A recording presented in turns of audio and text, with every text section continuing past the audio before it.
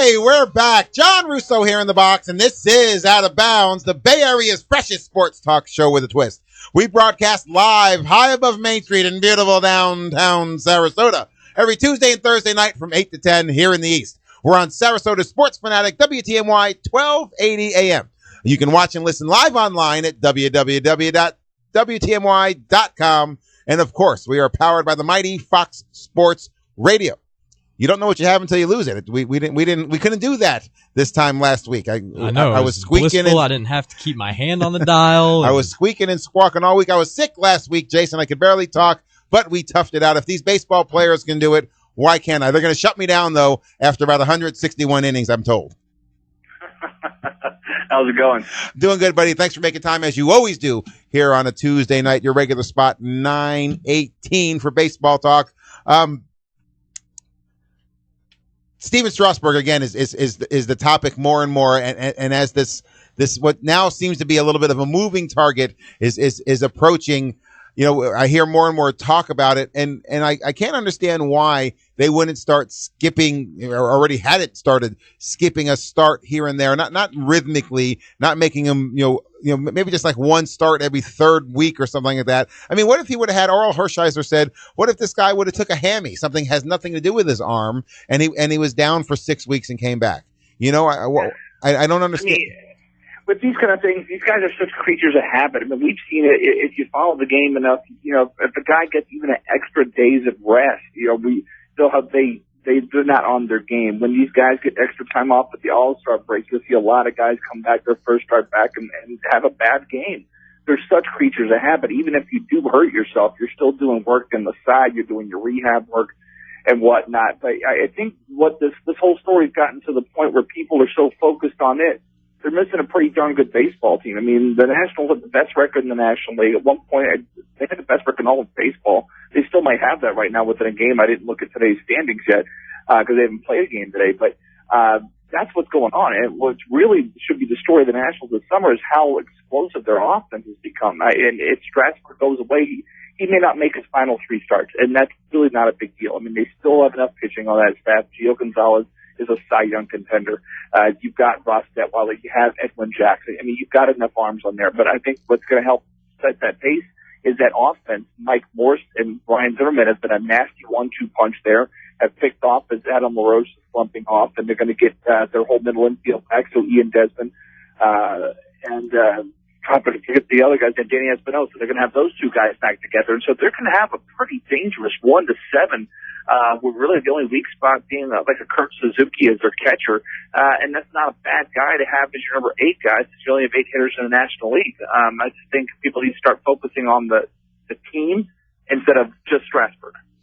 Yeah, I mean, they've got the best record actually by 3 games over the Cincinnati Reds. They got 72 wins at the moment, with Cincinnati at 69 and then the Yankees at 68, 2 other teams at 68, I should say.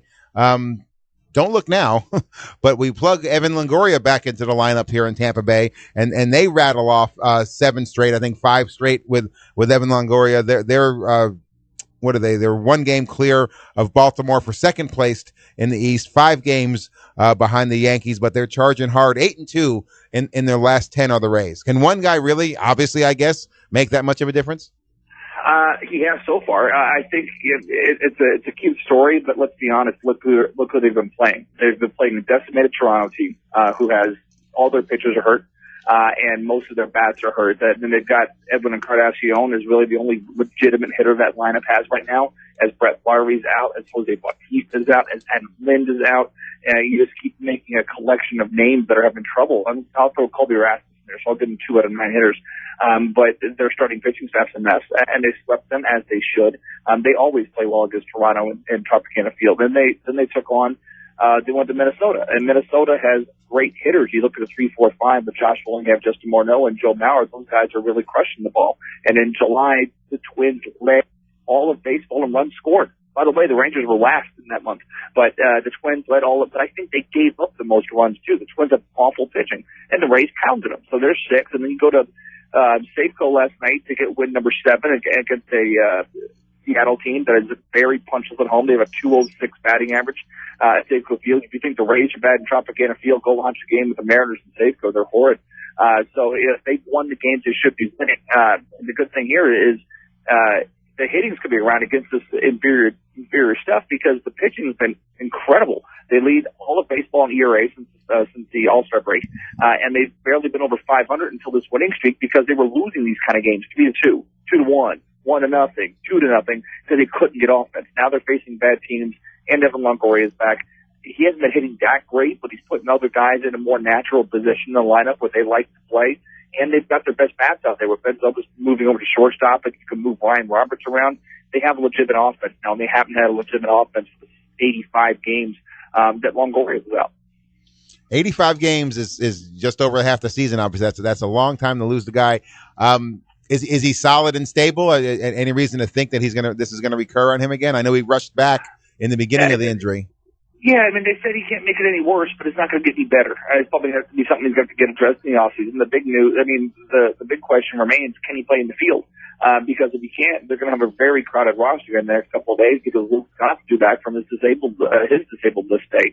He's been playing rehab games, so he's due back this week. In fact, he may meet the team in Los Angeles for the 4-game series against the Angels here after the team leaves Seattle on Wednesday. So if Longoria can't play in the field, where are you going to play Luke Scott? Obviously, if you've got your choice between Longoria and Scott, you're going to play Longoria. Maybe Scott can play some first base and Pena takes a seat. But Pena's actually making a lot better contact lately. He's hitting the ball with more authority. Unfortunately, it's right at some people, so it's still not showing up in the stats. But as somebody who watches every single one of their games, Pena looks better these days. But it's going to be a very crowded roster when Scott comes back, and it may come at the expense of Sean Rodriguez. May get sent down and brought back up on September 1st when rosters expand to 40. Could be Elliot Johnson. Who knows? I think it's going to be Sean Rodriguez because he's seen very little playing time since Zobrist has started playing shortstop. That is an interesting stat that the Twins had the most runs and the Rangers the least. Who would have ever thought that? I'm looking here at the National League East. Again, it's been a strong division all of the year, which is unusual for it. It's usually quite top heavy. Again, of course, Washington is residing at the top with the most wins in baseball at 72. The Braves are strong. Mets are still hanging in there. The Phillies are 6-4 in their last 10, but them signing Hamels, I'm trying to understand it, and I keep saying that, the manner in which the Rays do business, and they would just simply never even consider something like that, let alone do it. But if you sign a pitcher for $10 million and another one for $100 million, there's no way that guy is 10 times better at the major league level. So why would you any team ever sign a pitcher for that kind of money? Well, in the Phillies case, they had no choice. They just don't have the depth on the farm. When they make the trades for guys like Lee and Roy Halladay, Hunter Pence, when they made these kind of trades to get these guys, it aided their farm system. They have nobody else. So if you let a Cole Hamels go, if you let him go on via free agency, then you get the draft, but that doesn't help you right now. Maybe they could have traded him to bring in stuff, but because this was going to be his final year before free agency, teams usually aren't willing to give up that much for rent the pitcher. I mean, the usual case was when the Rangers traded Justin Smoke to the Mariners for Cliff Lee. It worked out much better for the Rangers. Justin Smoke has been awful as a Mariner, but at the time he was traded, he was considered one of the 10 best prospects in baseball. Those kind of guys usually aren't given up for rental pitchers like this. I mean, we harken back to way back when Doyle Alexander was traded to the Tigers from the Braves, and he was incredible for the Tigers, but it cost them a young pitcher named John Smoltz, who took a few years to get to the majors and arguably has a Hall of Fame career. When the Red Sox needed a reliever in 1991, they traded this young kid in the minors called Jeff Bagwell to the Red Sox. To the Rays, to the Astros. Let me get one of these teams right. To the Astros for Larry Anderson. Larry Anderson was very good in the bullpen, but Jeff Bagwell has arguably had a Hall of Fame career himself. So those are the kind of trades you usually see are kids that are in the minors that eventually get up to the major leagues. Sometimes they break out well, sometimes they bust. But Phillies were basically over a barrel here. They didn't have much of a choice. No, I like the first option. I like trading him at the deadline to a potential contender and replenishing your farm system, or maybe even getting someone that can help you here at the big league level even this year. Though this year for the Phillies is lost even with the extra wild card. I think that was for sure the way to go, especially when they're sitting there with a living, breathing example, Cliff Ree, why you don't want to give a guy $100 million. Yeah, I mean, that's, when you look at it a couple of ways, I mean, they could have been a better judge of the talent they had in their team. And when they traded, Victorino and they traded Pence, they knew what was coming. But, you can replace those guys. They still have Dominic Brown, who they still believe in. You can replace those types of guys. It would have been extremely cost prohibitive to keep a guy like Hunter Pence, offer him arbitration in his final year before free agency, like they would have had to do for 2013. But with Hamels, the best time to trade him would have been this past offseason. Again, there's really, if you look at a sliding scale, the best time to trade these guys is 2 years before free agency.